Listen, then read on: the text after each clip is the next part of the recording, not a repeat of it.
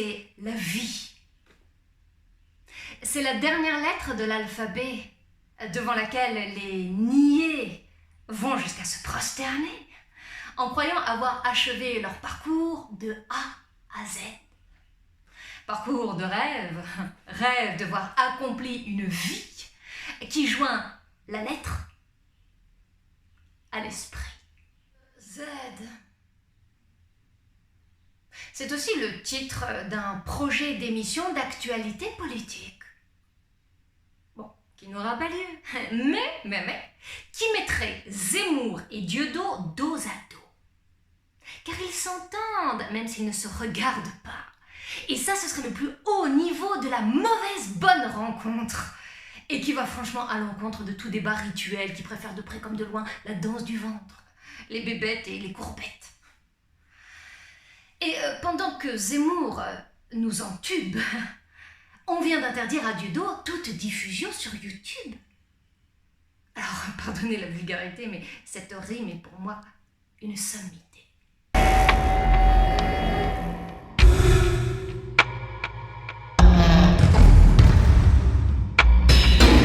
L'un est en passe de devenir passe-partout, alors que l'autre ne passe plus nulle part. Il est dans l'impasse, victime d'une disgrâce. Zemmour est au zénith et Dieudo a fait faillite. Et pourtant, le sens du tragique de l'un n'a d'égal que le sens du comique de l'autre. Allons enfants de la patrie, jour de gloire est arrivé. Contre nous de la tyrannie, l'étendard sanglant est levé. Alors, lequel nous fait pleurer, lequel nous fait rire? L'anti-musulman ou l'antisémite?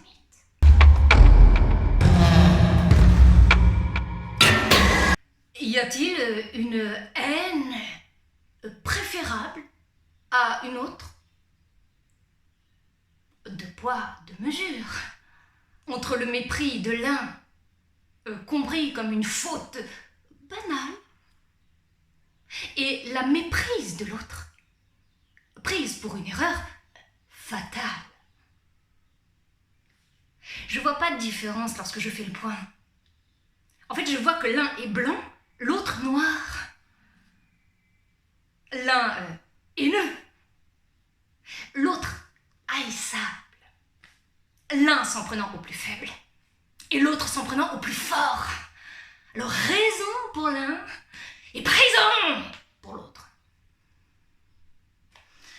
Lequel se plaint de la vie et lequel ne craint pas la mort? Les complotistes vous diront qu'une main invisible a scellé leur sort.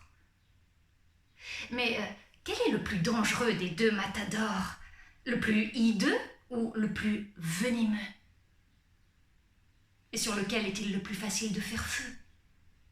Celui qui offense les hommes ou celui qui offense Dieu?